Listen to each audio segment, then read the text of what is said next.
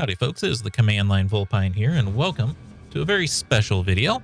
You might think of it as kind of an announcement, but it's not really an announcement because we've done videos about Legacy of Lightfire on the channel. In fact, I've streamed some of my making it on the channel. For those that don't know, Legacy of Lightfire is a tabletop role-playing game that I've been working on for quite some time, but given current events with Wizards of the Coast, that's with D&D, and their brutally anti-consumer monetization plans, it seems like a good idea to update you on the progress of Legacy of Lightfire. And I've made a ton of progress. I've been a little bit quiet about it because I didn't want people to take my idea and run with it. But now that this is all going on, there's plenty of ideas out there. And so it's time to start showing what I've come up with. So first things first, this map is incredibly out of date. This map was based on a hand-drawn map that I made when I was like 15. I then redrew it with this mapping software that I got a while ago, but still it's ancient, but also it just kind of looks like every fantasy map ever. So I wanted to make something a lot more original, and so let me show you what I've made. This map is gigantic. This map is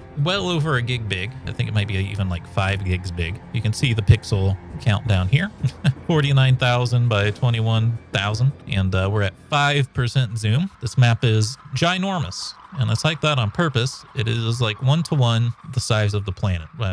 I haven't like hidden any of the planets away. The planet's a little bit smaller than Mars. It's not, so it's a decent bit smaller than Earth. But given that this took over a year to build by hand, yeah, I can't really start to imagine how long it would have taken to make one that's the size of Earth. And then the other reason for that is you kind of want travel times to be a little bit quicker than they would be realistically for a fantasy setting. So a smaller planet helps out a little bit with that. So let's go into like an actual zoom level of this. I was going in 1% at a time. Take it up a little quicker, zoom in towards the middle of the map here. We'll put it to 50% because 100% is a little crazy. As you can see, every single hex has been detailed out. Like I said, it's all to scale. So each of these hexes, I've done the math, each one of these hexes is 1,000 square kilometers. Pretty big. And then each of these hexes will be broken down into sub-hexes and stuff. I am not going to detail every sub-hex. That would be absolute insanity. But as I make scenarios and stuff, we'll start detailing out these sub-hexes. And I also could sort of have an idea. This is kind of like way down the road because I don't have the resources to make it happen right now. I have an idea of like putting this hex grid online and then having it so players could contribute their own pieces of the map to it. Like you'll be able to like scroll on and click on a hex that you want to detail out, and then you can make that in a hex maker, so on and so forth. But that's a distant future idea. But there you go. The world of Lightfire. I might change a thing or two. It's obviously like very dense. There's no like major oceans. I'm thinking maybe like cut out these big islands here and cut out these big islands here, and then we'd have two major oceans. Maybe some of the islands down here too for a little bit more. Don't want to get rid of all of the islands because then it won't be as interesting. But I think this is a very good starting point, and it's also pretty easy for me to edit. So the way I put this together, you might be wondering, how did you make a map this ginormous? Well, for one thing, I'm not creative enough to just like come up with the continents and what their biomes are all on my own. I used to be more creative. Like the old map, I made that one by hand and just thought through it manually. But I was a lot more creative back then.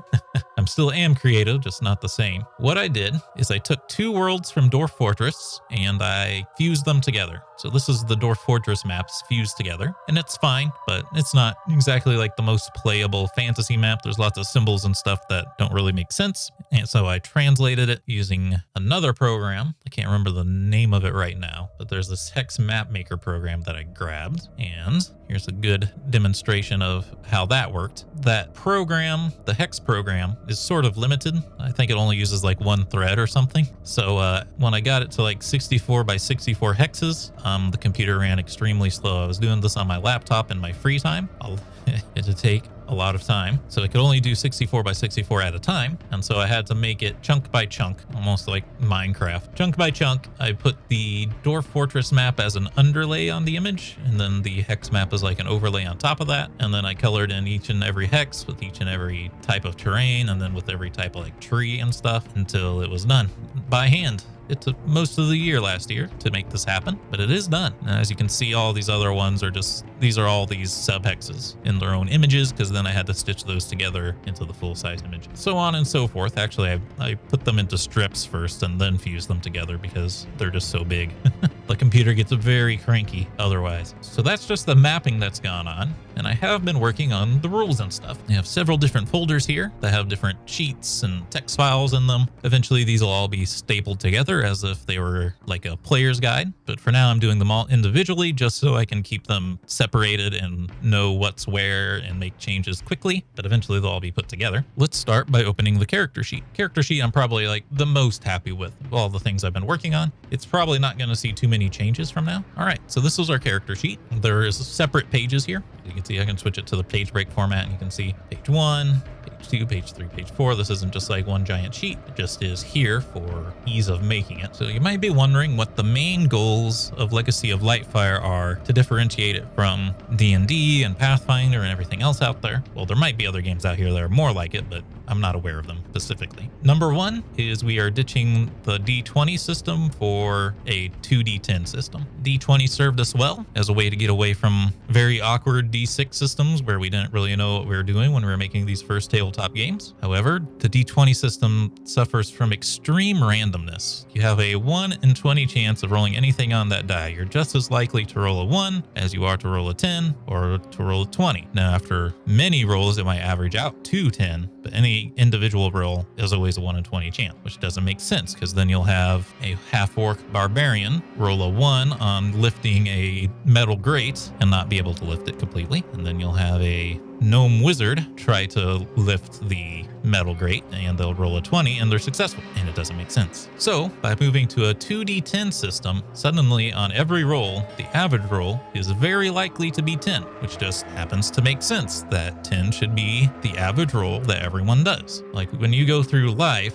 do you utterly fail every little thing you do? No, you happen to fail once in a while. Do you utterly succeed at everything you do at every turn in your life? No, you just sometimes greatly succeed. Most of the time, you just carry on. And so that's what the 2d10 system fixes. The next main goal of Legacy of Lightfire is to generally lower the amount of rolling that has to happen. So for those of us who have played D&D before, you know that things take a very long time. An encounter might take 2 hours of game time and what's already going to be a 3 to 6 hour session. Now, Legacy of Lightfire is not going to be super fast. There's certainly much faster tabletop RPGs out here than Legacy of Lightfire is going to be. As you can see, just based on the character sheet, it doesn't look too different than like 3.5. But for instance, there's going to be no rolling for your attributes. Attributes are going to be a combination of the species that you've picked to start your game, and then from your background traits. Each of your background traits will give you different bonuses to your attributes, and then your class will give you bonus to your attributes, and then over time, you'll also get other attribute points. So you don't have to mess around with being like, oh, should we do a point-buy system? Should we do 3d6? Should we do 4d6 and drop the lowest? Should we do 5d6 and drop 2? That'll save time on the first session getting a character built, and also just be simpler for people to know what to do. It'll require less explanation. Simultaneously, it makes characters more interesting. Now you're actually picking out what your character's background was and different stages of their life. And now that you have certain background traits picked, pull up the background traits. Again, this is still a pretty big work in progress, so this is one list that is like very much not done.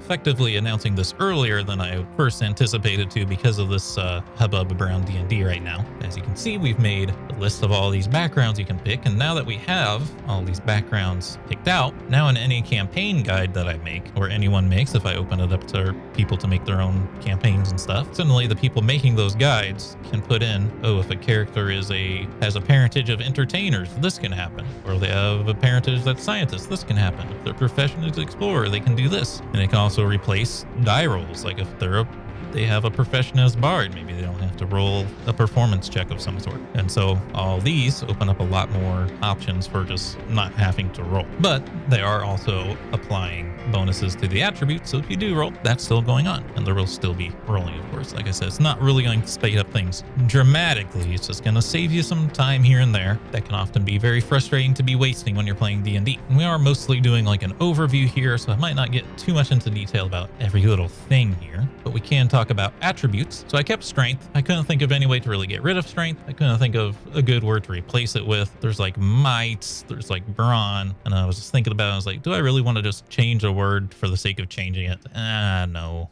Let's use something that people are familiar with. So it's still strength. Agility has replaced dexterity. For me, dexterity is just a word that's kind of vague about what it means. While agility is a word that people are a lot more familiar with. It's basically doing the same thing, but I think it's a better word for it. We have vitality instead of constitution. This one's mostly just a word swap. But again, constitution, a little bit of a longer word. It could also refer to a document instead of health. So vitality makes more sense than constitution, I think. Perception is a new one. We've removed wisdom. Wisdom is something that you gain over time, right? So why should it be an attribute? You can't make an 18-year-old character with 20 wisdom.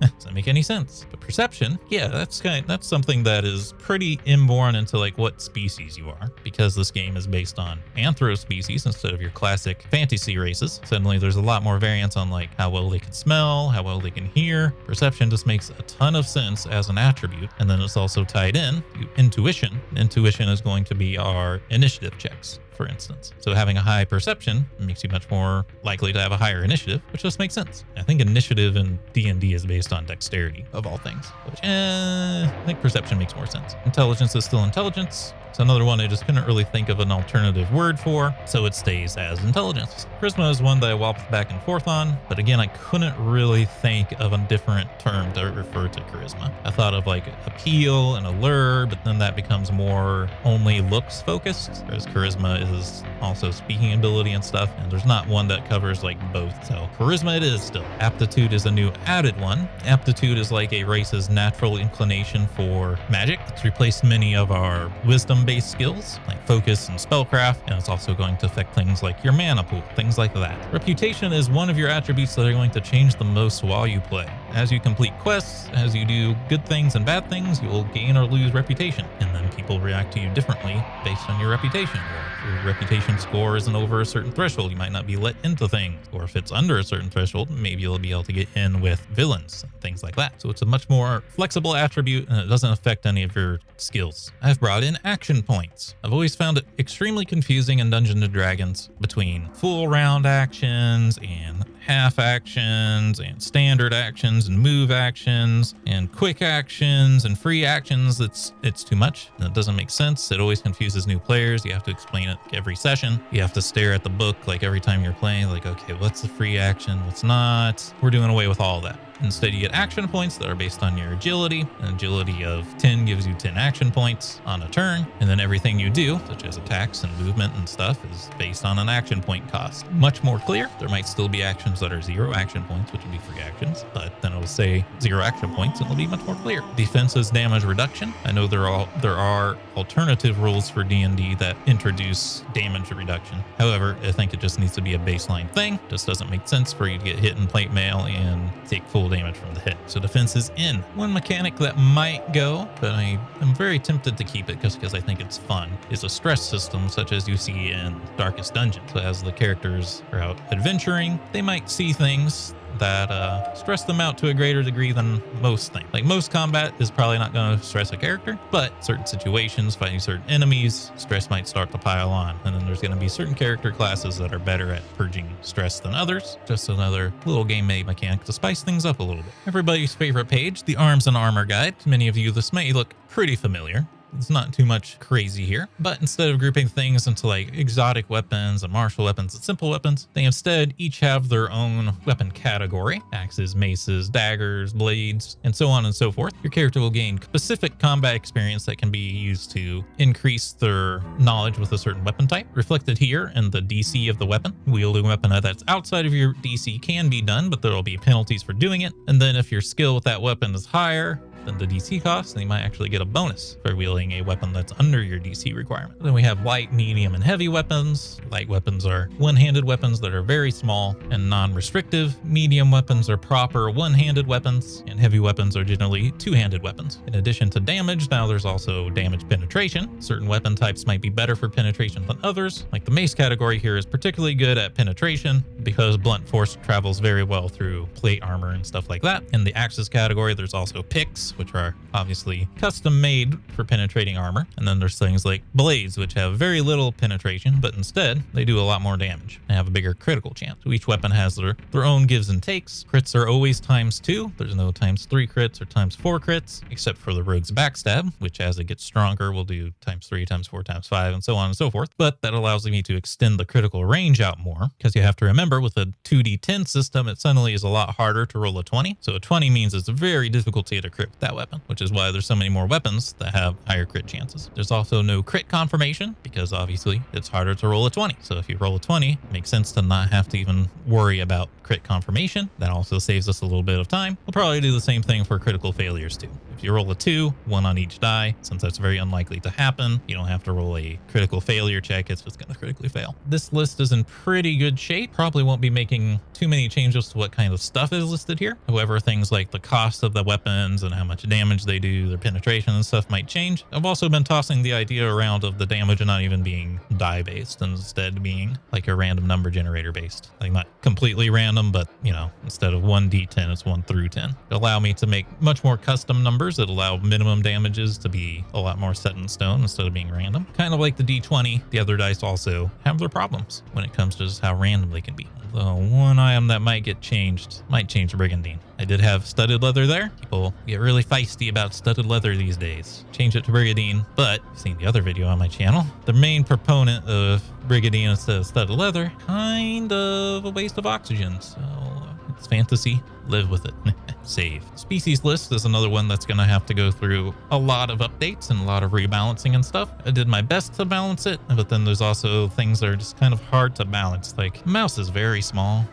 So giving it stats that other than just, you know, unloading everything into agility or something, which it kind of is basically like here. And then balancing that against an elephant, it's a bit tricky. And there's going to be definitely some races that are pretty overpowered. And there's only so much fixing it I can do. There's also obviously a lot of animals in the world, so there's a lot of stuff we can add to this list. I'm thinking of sticking pretty strictly to just mammals for now, and then maybe if we do expansions later we can add reptiles and things. There's also a big question in my mind of what the enemies are going to be in this world. That's still something I'm deciding on. Maybe I'll start running some polls on that. In fact, you can tell me in the comments what you think. Should I just stick to fantasy creatures and stuff that we're known and familiar with, or is that too big of a you know, Wizards of the Coast is getting, you know, scrutinized, rightfully so, that they're trying to pass all this monetization stuff and they're using Tolkien's creatures as their races and stuff, right?